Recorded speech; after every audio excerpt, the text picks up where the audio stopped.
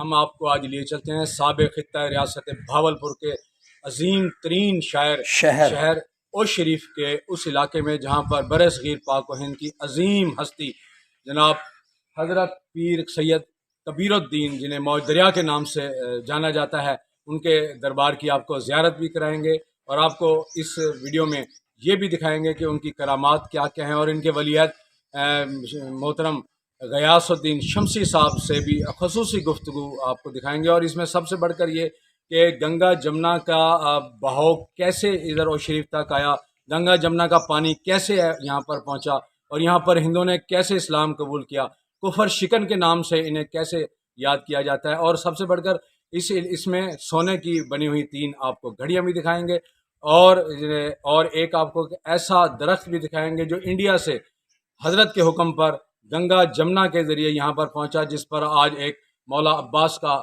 جو علم ہے، وہ نسب ہے، وہ بھی آپ کو دکھائیں گے۔ یہ سب کچھ دیکھے گا ہمارے اس بلاگ۔ ناظرین، یہ شیخ کبیر الدین حسن دریا کے رحمۃ اللہ علیہ کا دربار کا بیرونی منظر ہے۔ ہم آپ کو لے کر جا رہے ہیں دربار سے اندر، اور اس سلسلے میں آپ کو بتاتے چلیں کہ شیخ کبیر الدین حسن دریا رحمۃ اللہ علیہ، آپ کا پورا نام سید کبیر الدین تھا۔ آپ کے والد کا نام پیر صدر الدین تھا، جو خاندان سادات میں تعلق رکھتے تھے۔ آپ کا سلسلہ نسب 21ویں پشت کے ساتھ جا کر حضرت امام جعفر صادق رحمۃ اللہ علیہ سے جا ملتا ہے۔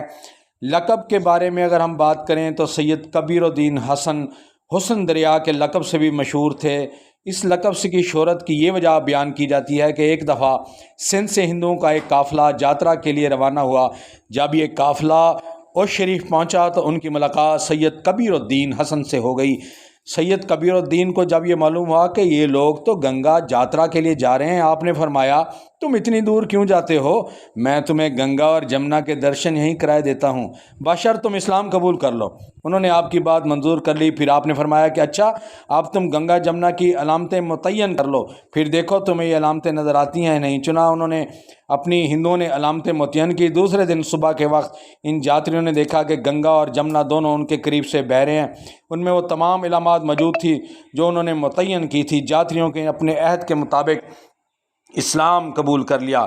اس وقت پیر کبیر الدین حسن دریا کے نام سے مشہور ہوئے۔ بعض علماء کے مطابق حسن کا دریا یعنی بہت زیادہ خوبصورت اور حسین تھے، اس سلسلے میں بھی انہیں لکھا جاتا ہے۔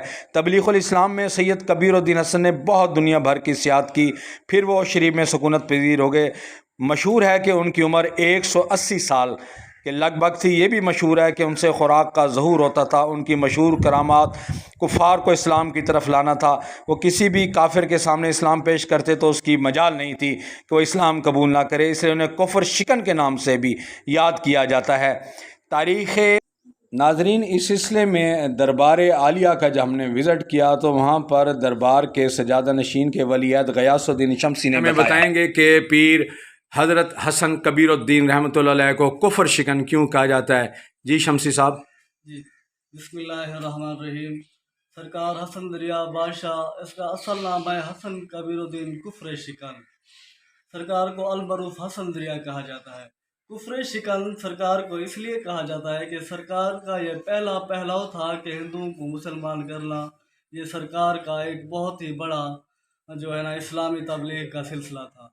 اس کے باوجود حسن دریا المعروف جو کہ صحیح سرکار کو کہا جاتا ہے اسی لیے کہ ادھر سے ایک قافلہ گزر رہا تھا ہندوؤں کا، جو گنگا جمنا دریا کی طرف جا رہے تھے۔ جیسے کہ ہم مسلمان حج کرنے کے لیے جاتے ہیں، ہندو لوگ وہ گنگا جمنا میں جاتے ہیں، وہ کہتے ہیں کہ ہمارا جو ہے نا وہ گناہ ختم ہو گئے ہیں، مٹ گئے ہیں، ہم بالکل پوتر ہو گئے ہیں۔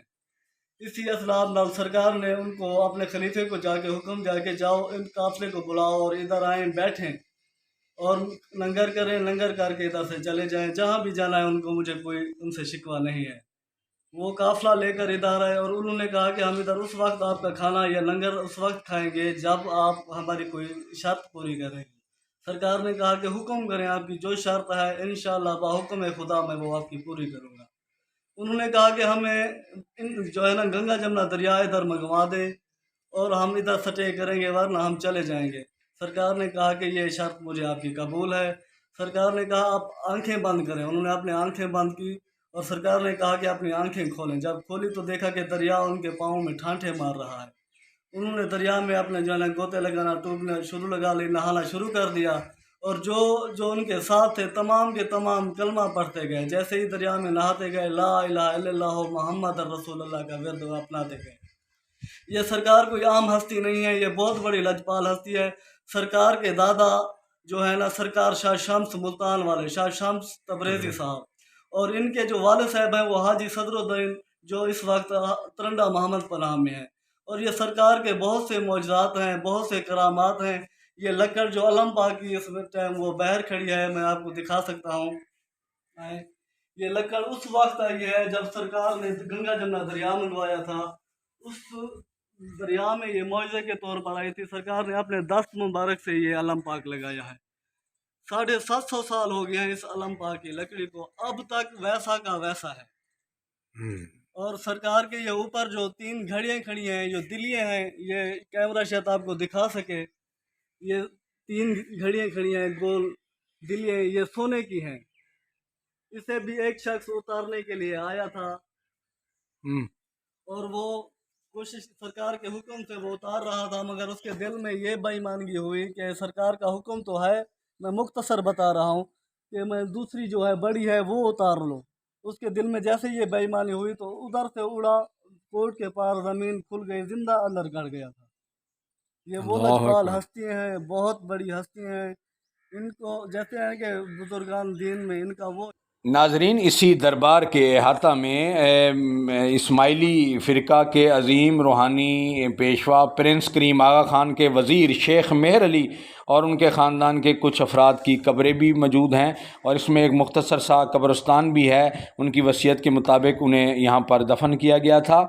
और इस हम दरबार की साहिब दरबार के बारे में बात को आगे बढ़ाते हुए आपको बताएंगे कि मुल्तान में हज़रत शाह शम्सुद्दीन सब्ज़वारी, जिन्हें लोग शम्स शाह तबरेज़ के नाम से भी जानते हैं, ये इनके हज़रत कबीरुद्दीन हसन के परदादा थे और ये 599 हिजरी में मुल्तान आए और 675 हिजरी में वहीं पर आपने वफ़ात पाई है। और हज़रत सैयद कबीरुद्दीन हसन दरिया के बारे में जो वफ़ात है वो अखबारुल अखियार के मुताबिक 896 हिजरी बा मुताबिक 1490 ईस्वी में वफ़ात पाई है। उनका मज़ार ओ शरीफ के मशरक़ी जानिब में है, जिस पर आप मौजूद हैं, आपको हम दिखा रहे हैं। और नाजरीन, ये दरबार से मुत्तसिल इलाका है और आपने जो अभी थोड़ा देर पहले देखी है, ये वो अलम है, वो उस लकड़ी के बहुत लंबे टावर नुमा दरख्त पर लगाया गया है जो गंगा रवायात के मुताबिक गंगा जमुना के हवाले से यहाँ पर दरिया के साथ आया था और तकरीबन 700 साल कबल है। शेख अजीज़ुर रहमान, अवामी बैठक, अहमदपुर, शर्किया।